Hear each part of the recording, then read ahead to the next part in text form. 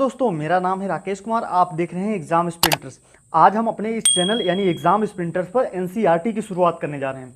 इस एनसीईआरटी को आप चाहे आज क्लास 6 के बच्चे हैं, क्लास 6 में पढ़ रहे हैं, क्लास 7 में पढ़ रहे हैं, 8 में पढ़ रहे हैं, 9th यहाँ तक कि 12th तक, हम जो सोशल साइंस के विषय हैं क्लास 6 से लेके 12th तक, इनका मेन मकसद होगा कि यूपीएससी यूपीपीसीएस में हम इसको कैसे इंप्लीमेंट करें। यूपीएससी के चाहे प्रीलिम्स की बात हो चाहे मेंस की बात हो, लोग आपको सलाह देते हैं कि आप एनसीईआरटी पढ़िए, एनसीईआरटी पढ़िए। तो हम यहाँ पे स्मार्ट तरीके से पढ़ना है, हमें बच्चों जैसे नहीं पढ़ना है। बशर्ते हमें इस बात का ध्यान रखना होगा कि हम क्या पढ़ने जा रहे हैं।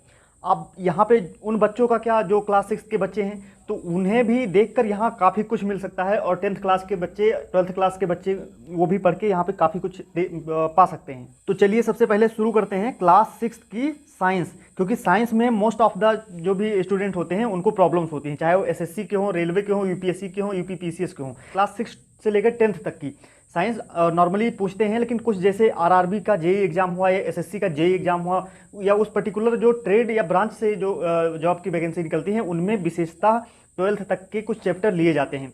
जैसे इलेक्ट्रोमैग्नेटिज्म हो गया, इलेक्ट्रोस्टैटिक्स हो गया, ये सब चैप्टर लिए जाते हैं। तो हम फिलहाल यहाँ पे बाइलिंगुअल पढ़ने जा रहे हैं। क्लास 6 विज्ञान में फिजिक्स, केमिस्ट्री, बायो हो जाएगा इसमें कंप्लीट, यानी कि जो होता है 9th से यानी 10th के बाद ही ये अलग अलग होता है, फिजिक्स, केमिस्ट्री, बायो। उसके बाद उसके पहले एक ही किताब में रहता है। तो चलिए हम स्टार्ट करते हैं। उससे पहले अगर आप हमारे चैनल पर नए हैं तो चैनल को सब्सक्राइब कर बेल आइकन प्रेस कर लीजिए। इससे पहले और भी विषय की बिल्कुल to the point competitive exam के पॉइंट ऑफ व्यू से जो हमारे वीडियो पड़े हैं उनको आप जाके देखिए। यहाँ पे आपको आई बटन में लिंक मिल जाएगा, या फिर आपको कमेंट में पिन हो जाएगा, या फिर आप डिस्क्रिप्शन में विजिट कर सकते हैं। उसके अलावा आप एक लाइक कर दीजिए और चलते हैं आगे। तो सबसे पहले हमें एनसीईआरटी शुरू कैसे करनी है, मेन मकसद होता है कि शुरू कैसे करें। तो आप ये इसको अगर आपके पास टाइम है तो यहाँ पे इसको ज़रूर पढ़िए। फिलहाल हम यहाँ वीडियो को लंबी नहीं करेंगे, हम सिर्फ यहाँ पे पढ़ने जा रहे हैं कि हम इसको कैसे आगे अपने एग्जाम में इम्प्लीमेंट कर पाएँ।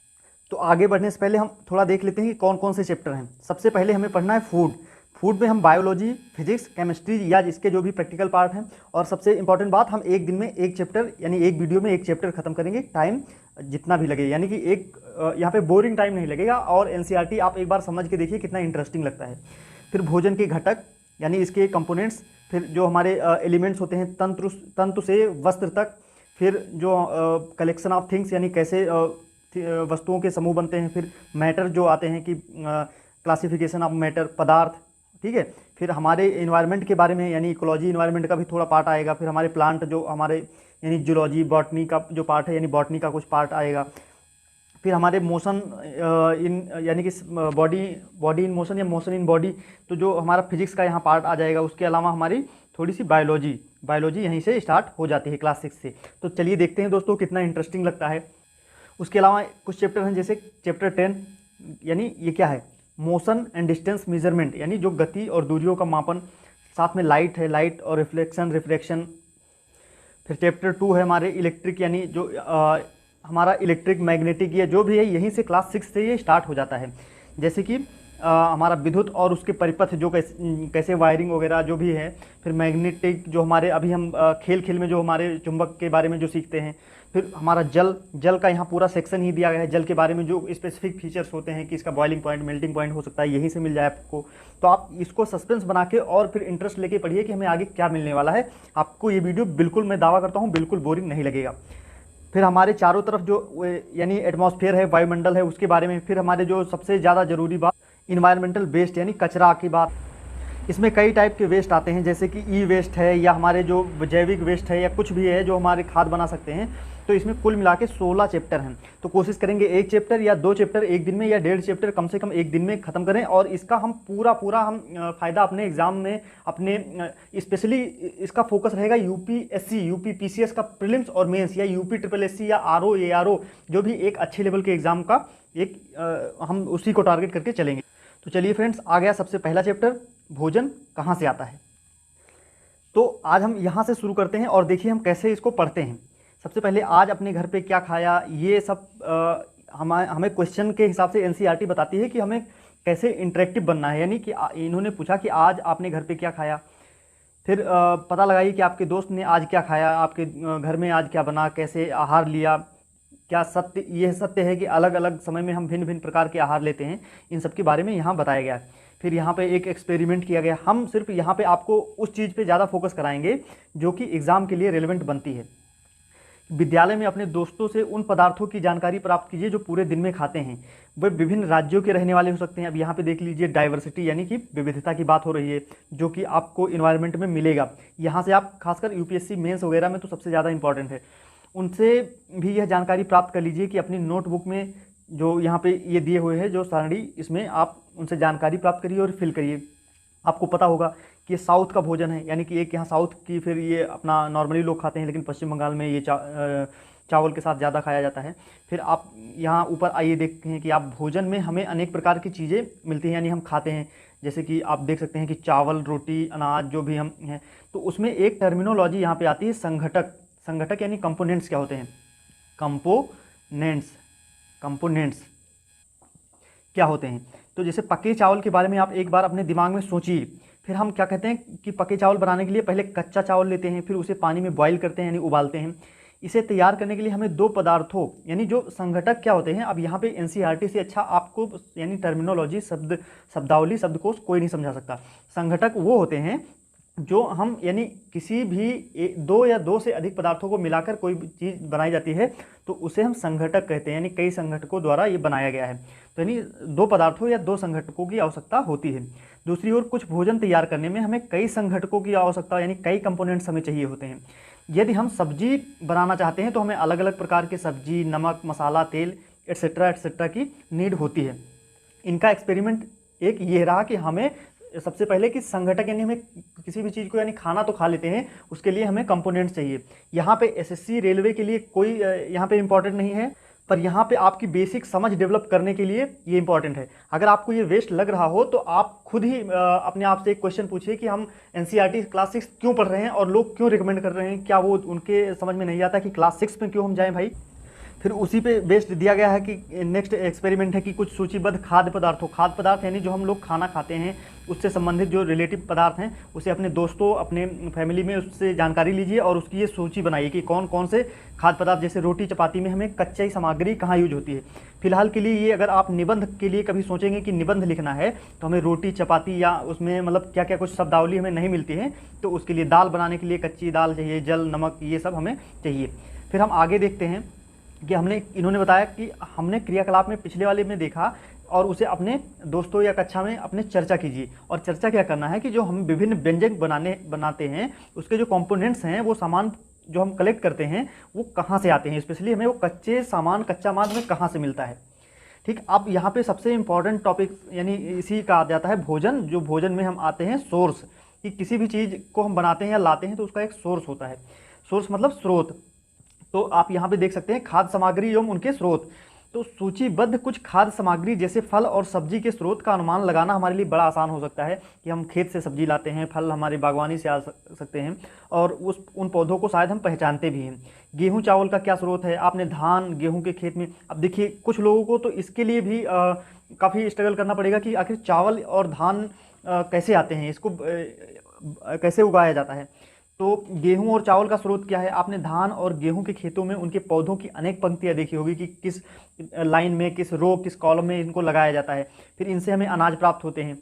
साथ में कुछ अन्य हमारे खाद्य पदार्थ हैं जैसे दूध है, अंडा है, मुर्गा है, जो यानी मछली, झींगा, मांस, जो भी हमारे यानी शाकाहारी मांसाहारी मिला के जो हमारे डेली रूटीन और हेल्दी भोजन में प्रयुक्त होते हैं, तो उनके बारे में। फिर जैसे यहाँ पे बताया गया कि कुछ हमें प्लांट सोर्स होते हैं, कुछ हमारे लिविंग सोर्स होते हैं, यानी कि जो हम खुद हैं, जैसे खाद्य संघटक के सोर्स। तो उसमें जैसे जंतु सोर्स हो गया और एक प्लांट बेस्ड। तो प्लांट बेस्ड में हमारे गेहूं, चावल या फल, सब्जी ये हो गए। जो हमारे लिविंग यानी कि जंतु सोर्स हो गए, उनमें हमारे मांस, मछली, झींगा, अंडे एट्सेट्रा हो गया। ठीक, तो इन पर एक एक्सपेरिमेंट हम और करते हैं कि हम पहले जो सूची बनाए थे उनके खाद्य पदार्थों और उनके जो कंपोनेंट्स थे उनको जानने का प्रयास करते हैं और कुछ उदाहरण अपने सूची में और ऐड करते हैं। जो हमने पिछली सूची बनाई थी उसमें और ऐड करते हैं। तो हमें क्या निष्कर्ष निकलता है कि पौधे विभिन्न खाद्य संघटकों जैसे अन्न, सब्जी तथा फल इत्यादि के स्रोत हैं। मतलब हमारे जो पौधे एक यानी जो प्लांट है वो सोर्स किसके हैं? जो प्लांट हैं वो सोर्स हैं अन्न, सब्जी, फल यानी कि नेचुरल, और जंतु यानी सोर्स कितने हुए। अब हमें स्रोत पता चला कि हमारे भोजन के सिर्फ और सिर्फ 2 स्रोत होते हैं। इसको आप लाइफ में कहीं भी इंप्लीमेंट करिए, आपके कहीं ना कहीं काम आएगा, जनरल नॉलेज में काम आएगा। तो हम कहें क्या पता, भोजन के सिर्फ 2 स्रोत होते हैं, एक पौधे और एक जंतु। और जंतु से, पौधे से हमें अन्न, फल, ये भोजन मिलते हैं, और फिर दूध, मांस, अंडे या और जो भी पार्ट हैं वो हमें जंतुओं से मिलते हैं। वो जंतु जैसे गाय, बकरी, भैंस ये दूध देने के काम में आते हैं, और इनसे दूध के भी नेक्स्ट प्रोडक्ट बनते हैं, जैसे मक्खन हो गया, क्रीम हो गया, दही हो गया, और सारे बनते हैं। तो जो हमारे प्लांट बेस्ड सोर्स और जंतु बेस्ड यानी कि जो लिविंग बेस्ड सोर्स हैं, तो उनका प्लांट बेस्ड सोर्स में देखिए आप, जैसे धान की कैसे रोपाई होती है, यहाँ पे पहले छोटे छोटे पौधे लगते हैं, ये रो कॉलम में लगाए जाते हैं। फिर उसके बाद जो जंतु वाला सोर्स है, जैसे गेहूं का परिवहन, तो ये हमें दूध, अगर गाय भैंस है तो दूध देगी, अगर बैल है तो हमारे लिए मेहनत करता है, अनाज ढोता है, ये भी एक अपने आप में सोर्स ही है कि कहीं उगता है फिर कहीं और जाके बिकता है। आज के टाइम पे तो बहुत सारी चीज़ें हैं, पहले के टाइम पे ये ही एक सोर्स हुआ करता था आने जाने के लिए, यानी ट्रांसपोर्टेशन के लिए। फिर हमारे जो खाद्य व्यंजन हैं यानी संघटक जिससे वे बने हैं, उनके सोर्स, इडली किससे बनते हैं, चिकन करी किससे बनती है, खीर किससे बनती है। इडली को हम बता सकते हैं कि चावल, उड़द यानी उड़द की दाल से बनते हैं, नमक, जल, ये आपको पता। हालांकि इडली तो मैक्सिमम लोगों ने खाई नहीं होगी, या जो साउथ के हैं वो खाए होंगे। तो चावल की इडली, उड़द की दाल, नमक, ये इसकी कच्ची सामग्री होती है, और इसका सोर्स क्या है, पौधा। ठीक, अब चिकन करी का सोर्स आप जनरली बता सकते हैं कि जंतु होगा। चिकन मसाला, तेल, घी, जल का यूज होता है। खीर जंतु और पौधा दोनों, क्योंकि इसमें दूध लगता है और चावल लगता है और चीनी लगता है। तो ये दोनों हो गए हमारे प्लांट बेस्ड, ये हो गया हमारा जंतु बेस्ड। ठीक, नेक्स्ट चलते हैं।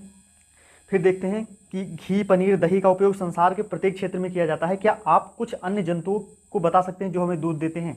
जैसे गाय, भैंस, बकरी हमने देखा, एक ऊंट भी दूध देता है शायद, इसके बारे में भी आप जान सकते हैं। फिर और भी कई जानवर हैं जो दूध देते हैं।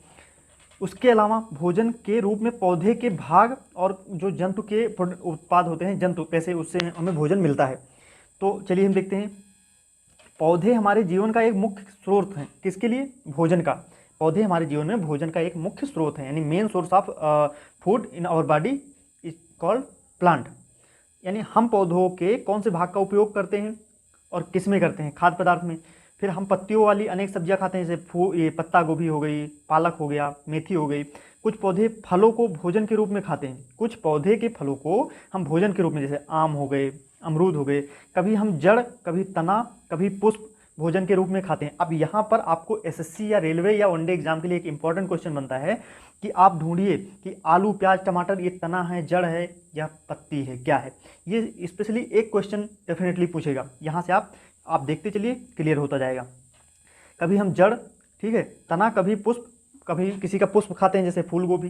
कभी आपने सीताफल, जिसे हम काशी फल के नाम से भी जानते हैं, काशी फल के में फूलों को चावल की पिट्ठी में डुबोकर व तलकर पकौड़ी बनाकर खाया है। तो अगर आपने सीताफल नहीं देखा है तो आप गूगल पे एक बार सर्च मारिए। उसके अलावा इसका एक बार ट्राई करिए, यहाँ पे बताया गया है। फिर कुछ पौधों के 2 या 2 से अधिक भाग खाने योग्य होते हैं, जैसे किसी के फूल भी और खासकर पत्ती भी, किसी के फल भी, पत्ती भी। ठीक है, उदाहरण के लिए जैसे सरसों के बीज से हमें तेल भी प्राप्त होता है, ये बीज हो गए। उसकी पत्तियों का उपयोग हम साग बनाने में करते हैं, यानी 2 पार्ट।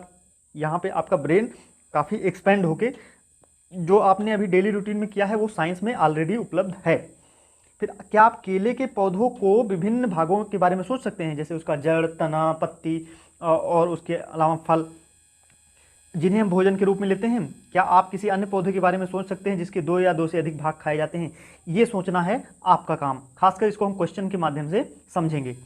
फिलहाल इसमें कुछ केस स्टडी भी दी होती हैं, उसको भी हम देखेंगे। जैसे यहाँ पे एक पेड़ है, तो पेड़ की ये है रूट, रूट के बाद ये पूरा पार्ट तना है, फिर ये है फल, उसके बाद ये है पुष्प, पुष्प के अलावा यहाँ पे पत्तियाँ हैं।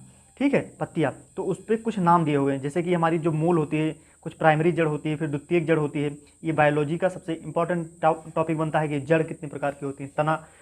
फिर उसके इसको बोलते हैं एक मूल तंत्र और प्रोह तंत्र, यानी किसी भी पेड़ को 2 पार्ट में बांटा जाता है, एक मेन रूट, एक मेन जो मेन सिस्टम होता है, और एक प्रोह यानी ऊपर वाला, जो जमीन के ऊपर वाला भाग होता है। जमीन के नीचे प्राथमिक और सेकेंडरी 2 भाग में बांटते हैं। फिर ऊपर जब थोड़े पौधे निकलते हैं, जहाँ पे ब्रांचेज निकलनी शुरू होती हैं, उसमें जो छोटी कोपले होती हैं उनको कलिका बोलते हैं, कलिका। और उसके बाद जो थोड़ा सा अगर हम देखेंगे कि जो पतली, यानी कि जो नए यानी मीडियम जो तने होते हैं बीज के, उनको इंटरनोड बोलते हैं। यानी नोड का काम ही क्या होता है कि जैसे यहाँ पे ये छोटे छोटे जा रहे हैं और इसको ये आगे कैरी कर रहा है, कैरी फॉरवर्ड, तो इसको इंटरनोड बोलते हैं, इंटरनोड। और उसके बाद जो फिर वहाँ से जो ब्रांच निकाल रहा है उसको हम नोड बोलते हैं। नोड यानी यहाँ पे एक जंक्शन टाइप का छोटा सा, जंक्शन में कई चीज़ें मिलती है लेकिन नोड पे 2 या 3 चीज़ें मैक्सिमम मिलते हैं। फिर ये पत्ती, मेन तना आप देख सकते हैं, नोड की इंटरनोड नोड के ऊपर होता है। बाकी फल पुष्प के बारे में आप जानते हैं। चलिए हम नीचे देखते हैं। और ये पहेली जानना चाहती है कि हमारे भोजन का पौधों और जंतु के अलावा भी कोई अन्य सोर्स है। अभी ये सोचने का काम भी आपका है। फिलहाल हम इसमें देखेंगे मिलता है कि नहीं।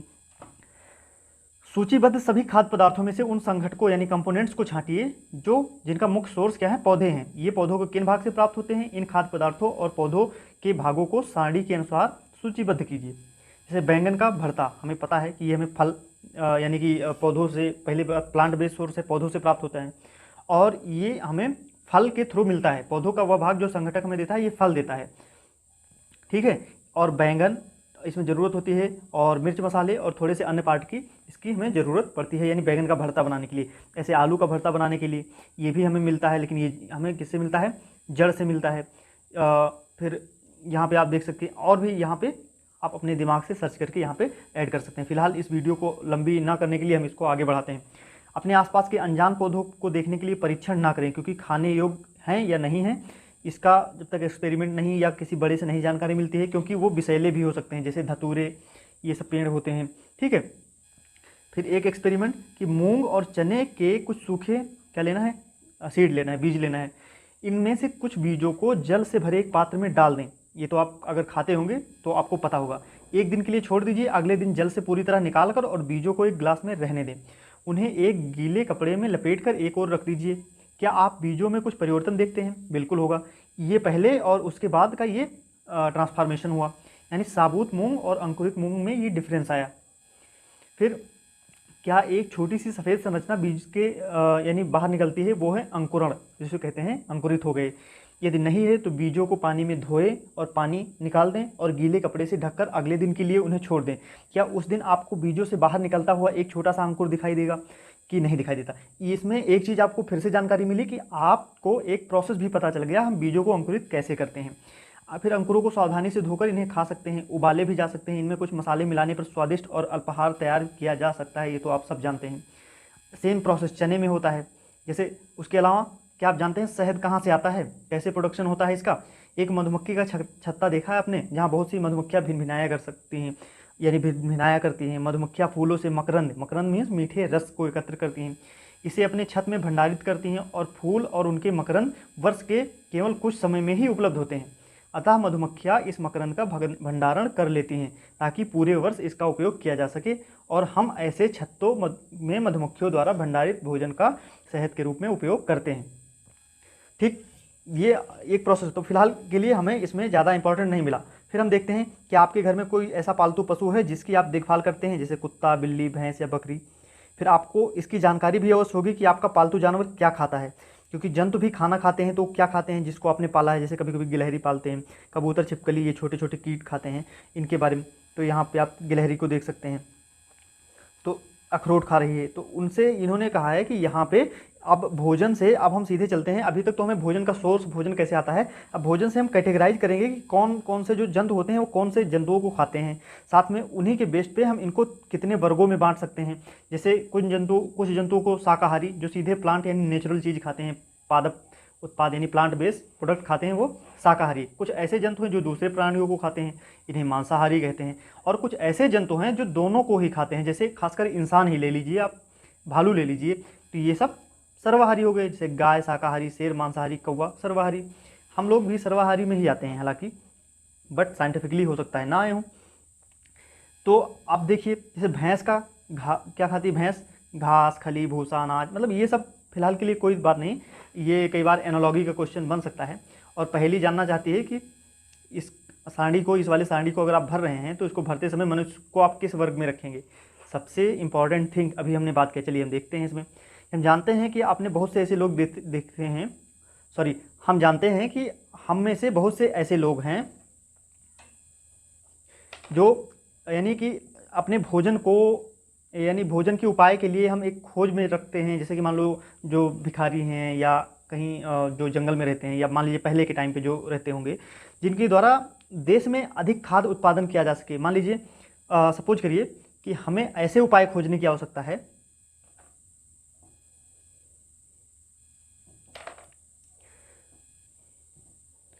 हम जानते हैं कि हम में से बहुत से ऐसे लोग हैं जिन्हें पर्याप्त भोजन ही नहीं मिलता, तो इसके लिए हमें कुछ उपाय खोजने की जरूरत है। क्योंकि अगर हम ऐसे उपाय खोजेंगे तो जिन एक तबके को भोजन नहीं मिल पाता है, तो हो सकता है हमारे साथ उनको भी मिल जाए। तो इसके लिए हम कुछ खाद्य उत्पादन बढ़ाएंगे, और यही करना पर्याप्त नहीं होगा, बल्कि हमें ऐसे उपाय भी खोजने चाहिए जिससे यह सुनिश्चित हो कि भोजन हम में से प्रत्येक को बहुत ही ईजिली उपलब्ध हो, मतलब मिल जा रहा है। अब वहाँ तक हमने पढ़ा, एक चैप्टर पढ़ा। अब इस चैप्टर से कुछ मेन शब्द निकले हैं, शब्दावली। जैसे जो हिंदी भाषी स्टूडेंट हैं तो उनके लिए शब्दावली सबसे ज़्यादा इंपॉर्टेंट रोल प्ले करती है कि इसका मीन्स क्या होता है। जैसे संघटक यानी कंपोनेंट, कंपोनेंट के बारे में हमने आपको बताया कि कंपोनेंट, उसके बाद खाद यानी भोजन, उसके बाद मकरंद यानी मीठे रस, उसके बाद अंकुरित बीज, ठीक, उसके बाद जो आपने देखा शाकाहारी, इसमें सबके सब क्योंकि आपने पढ़े हैं तो सबके सब के बारे में आपको पता होगा, मांसाहारी सर्वाहारी, ठीक। अब नीचे इसका सारांश दिया है कि भारत, अब जो हमारे मतलब 1000 शब्दों को जब आप समराइज करके अगर आपको कहा जाए 100 शब्दों में लिखिए तो कैसे लिखेंगे। देखिए, भारत के विभिन्न प्रदेशों में खाए जाने वाले भोजन में बहुत अधिक विविधता है। यहाँ डाइवर्सिटी की बात हुई यानी विविधता, ठीक। उसके अलावा हमारे भोजन का मुख्य स्रोत क्या है, पौधे और जंतु। दूसरा, यहाँ से हम एक चीज़ और इम्पॉर्टेंट सीखें कि हम अपने तमाम सारी भाषा को कैसे कंसाइज करके हम 2 लाइन में लिख सकते हैं। हमारे भोजन के मुख्य स्रोत क्या है, प्लांट और क्या है, जंतु हैं। प्लांट और जंतु, जो जंतु केवल प्लांट खाते हैं उसे शाकाहारी, जो जंतु जंतुओं को खाते हैं मांसाहारी, जो जंतु प्लांट और दूसरे प्राणियों को खाते हैं उनको सर्वाहारी कहते हैं। अब कुछ प्रैक्टिस के लिए इन्होंने दिया है कि क्या सभी जीवों को एक ही किस्म के भोजन की आवश्यकता होती है। आप यहाँ पे लिखिए, तो यहाँ पे सीधे सीधे आप नो कर सकते हैं, बट यहाँ पे अगर यूपीएससी के एस्पिरेंट है तो उसमें आपको कुछ लिखना पड़ेगा, क्योंकि आपने पढ़ा है तो आप दिमाग चलाइए। 5 प्लांट के नाम लिखिए और बताइए कि उनका कौन से भाग का उपयोग हम खाने में करते हैं। जैसे आप एक प्लांट अमरूद ले लीजिए, एक प्लांट फूल गोभी ले लीजिए, एक प्लांट बैगन का ले लीजिए, टमाटर ले लीजिए, आलू ले लीजिए, मूली ले लीजिए, उनका हम कौन कौन सा भाग खाते हैं। फिर इसको मिलाना है, दूध, दही, पनीर, घी। फिर ये हमें जैसे यहाँ पे है तो ये सभी जंतु उत्पाद हैं, जाहिर सी बात है, दूध, दही, पनीर, घी, बिल्कुल है। शेर एवं बाघ, शेर एवं बाघ क्या, जाहिर सी बात है दूसरे जंतुओं को खाते हैं यानी मांसाहारी। शाकाहारी होते हैं जो प्लांट एवं पादप उत्पाद खाते हैं, बाकी ये सब्जियां हैं। तो यहाँ से हमें एक प्रैक्टिस हो गई। फिर नेक्स्ट हो गया, दिए गए शब्दों में रिक्त स्थानों की पूर्ति, यानी शाकाहारी पादप, ये गन्ना या मांसाहारी, यानी बाघ क्या है, एक मांसाहारी है। हिरन केवल पादप खाता है इसलिए इसे शाकाहारी कहते हैं। तोता केवल क्या खाता है, प्लांट उत्पाद, ठीक है, एक पादप उत्पाद खाता है इसलिए इसको शाकाहारी में ही रखा गया है। जो यानी कि यहाँ पे देखिए, जो दूध हम पीते हैं वो प्रायः गाय, भैंस, बकरी से मिलता है इसलिए जंतु उत्पाद है। चीनी हमें गन्ने से मिलती है। अब कुछ देखिए, प्रस्तावित परियोजना और कुछ हमारे एक्सपेरिमेंट्स, जैसे आपने घर के आसपास गिरगिट को हमने देखा ही है। अगली बार जब आप इसे ध्यानपूर्वक देखें तो अवलोकन करें और पता लगाएं कि यह क्या खाता है। क्या भोजन, इसका भोजन छिपकली से अलग है, यानी गिरगिट और छिपकली, यहाँ पे गिरगिट और छिपकली दोनों में, गिरगिट और छिपकली में दोनों में डिफरेंस देखना है। तो भारत के विभिन्न प्रदेशों में खाए जाने वाले विभिन्न खाद्य पदार्थों की एक सूची बनाई, जैसे साउथ में, नॉर्थ में, फिर आप ले लीजिए साउथ ईस्ट में या ईस्ट में, फिर पंजाब साइड में, जम्मू कश्मीर में। आप इसको गूगल से सर्च करके और एक मानचित्र पे अंकित कर सकते हैं। और उन जलीय पौधों का नाम लिखिए जिन्हें खाद्य उत्पाद के लिए जरूरी है। इससे आपका जीके भी मजबूत होगा। जीके का एक सेक्शन जो इकोनॉमी का या ज्योग्राफी का है उसको भी आप क्लियर कर सकते हैं। अध्याय 10 में आप वक्र रेखाओं को लंबाई को नापने के बारे में यानी मापने के बारे में जानेंगे। और आप अपनी गणित की कक्षा में जो चार्ट है यानी पाई चार्ट है जो भी, तो जैसे दंड आरेख, स्तंभ ग्राफ सीखने के बाद अब नीचे कुछ ये प्रोजेक्ट दिए हुए हैं, उन प्रोजेक्ट के बारे में आपको देखना। अब ये जो एनसीईआरटी का सबसे मेन काम होता है वो ये वाला है कि आपको खुद ही इंटरेक्टिव बनाना। क्या आपके आसपास सभी व्यक्तियों को खाने के लिए पर्याप्त भोजन है, इस पे आप ज़रूर काम करें अगर आपको आगे कुछ बनना है, खासकर बड़ा अचीव करना है। हम भोजन की बर्बादी किन उपायों से रोक सकते हैं, क्योंकि यूपीएससी के मेंस में यानी आईएएस पीसीएस के मेंस में ज़रूर इसको अपना थॉट्स लिखना होगा, क्योंकि बाकी रटी रटाई बातों से कुछ नहीं होता। तो यहाँ पे हमें अपने थॉट्स लिखने हैं। इसका आप सोच सकते हैं, भले आप लिखें या ना लिखें, इसका आंसर आप सोच के अपने दिमाग में सेट कर सकते हैं, चाहे तो कुछ पॉइंट लिख सकते हैं। और हम नेक्स्ट चैप्टर भोजन के कंपोनेंट्स के बारे में जानेंगे, ठीक है। यानी एक चैप्टर एक दिन में सफिशियंट है। थैंक यू फ्रेंड्स, अगर आपको अच्छा लगा हो तो चैनल सब्सक्राइब कर लीजिए और हम ऐसे कंटिन्यू करते रहेंगे। बिल्कुल आप यकीन मानिए, हम 6 से लेकर 12 तक जाएंगे, खासकर साइंस और सोशल साइंस के लिए। और साइंस में भी 10th तक, बस 11th 12th के कुछ टॉपिक जैसे इकोलॉजी, इन्वायरमेंट वगैरह हम वहाँ से कवर करेंगे, ठीक है। मैथ्स वगैरह भी हम कंटिन्यू कर ही रहे हैं। Thank you.